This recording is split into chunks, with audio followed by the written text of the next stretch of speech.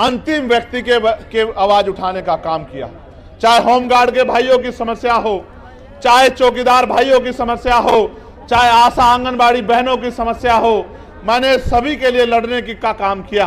Parliament में मैंने ये कहा कि इस देश को अगर आगे बढ़ाना है तो इस देश में सबसे पहले ये जो शिक्षा का बाजारीकरण किया गया है, इस बाजारीकरण के जरिए जहां महंगी शिक्षा एक तरफ है जहां अमीर के बच्चे पढ़ते हैं और एक तरफ सरकारी शिक्षा है जहां गरीब के बच्चे पढ़ते हैं, इस भेदभाव को खत्म करना होगा।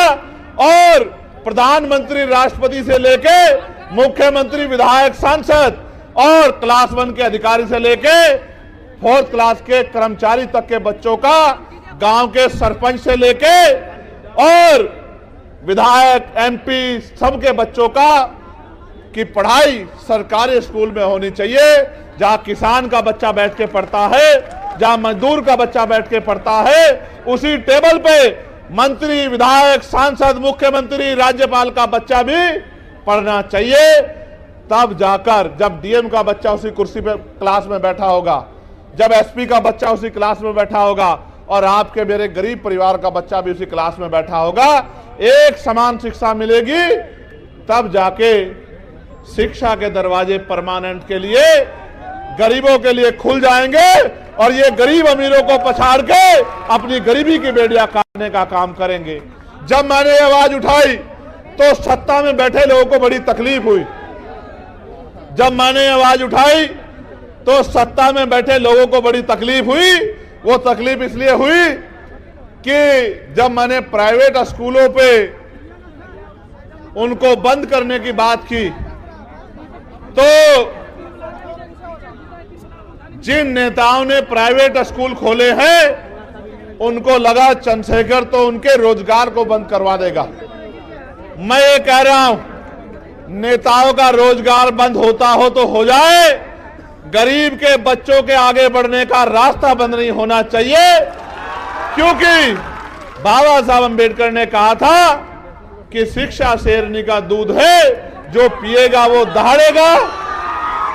आज अगर मैं अपनी बात को रख रहा हूं तो इसी शिक्षा की वजह से रख रहा हूं कि मुझे शिक्षित होने का मौका मिला है और मैं लोगों की समस्या को समझ सकता हूं और सरकार को समझा सकता हूं पार्लियामेंट में कि अगर इस देश को बदलाव करना है तो हेल्थ पॉलिसी में सुधार की जरूरत है। पूछा गया कैसी होनी चाहिए, मैंने कहा होनी ऐसी चाहिए कि गरीब के बच्चों को भी, गरीब आदमी को भी सरकारी अस्पताल में इलाज के लिए सरकार कहती है कि हमने बड़े अच्छे सरकारी अस्पताल बना दिए हैं। बिहार के लोगों को तो मैं ये कहूंगा कि मैंने बाढ़ में आपके तैरते हुए हॉस्पिटल देखे। मैंने आप छोड़िए, गया को छोड़िए, मोतिहारी को छोड़िए, बक्सर को छोड़िए, मैंने तो पटना के हॉस्पिटलों में 2-2 फीट पानी भरा हुआ देखा है, स्ट्रेचर तैरती हुई देखी है, दवाइयां तैरती हुई देखी है। यही डबल इंजन की सरकार का विकास है बिहार में, जो किससे छिपा हुआ नहीं। तो मैंने ये कहा, आप गौर करके सुनना, मैंने कहा कि जो नेता गरीबों से कहते, जनता से कहते कि आपके लिए अच्छे अस्पताल बनवा दिए हैं, उन नेताओं का इलाज भी उन्हीं अस्पतालों में होना चाहिए।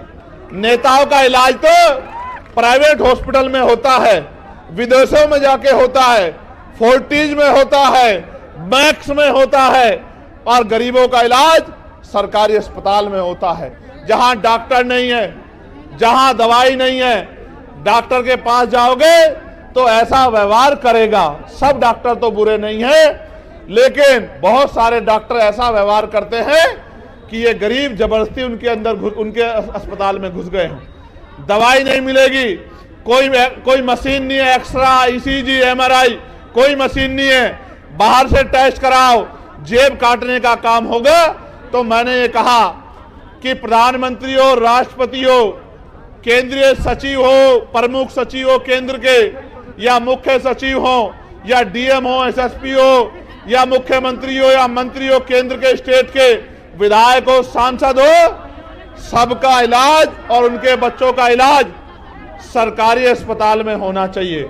जब उनका इलाज सरकारी अस्पताल में होगा तो आप देखना डॉक्टर भी होंगे, दवाई भी होगी, टेस्ट भी होंगे और गरीबों की जेब भी कटनी बंद हो जाएगी। ये बात मैंने पार्लियामेंट में रखी। सम्मानित साथियों, मैं लगातार बिहार को संघर्ष करते देख रहा हूं। बहुत सारी समस्याएं मेरे सामने रखी हैं। मैं आपको बहुत बड़ी गारंटी तो नहीं देता, क्योंकि इस गारंटी का काम तो देश के प्रधानमंत्री ने ले रखा है कि वो गारंटी बहुत देते हैं।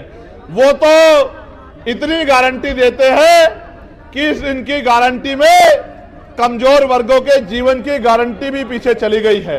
इसलिए मैं आपको एक ही गारंटी दे सकता हूं कि रोटी, कपड़ा, मकान, पीने के लिए साफ पानी, पहनने के लिए अच्छे कपड़े,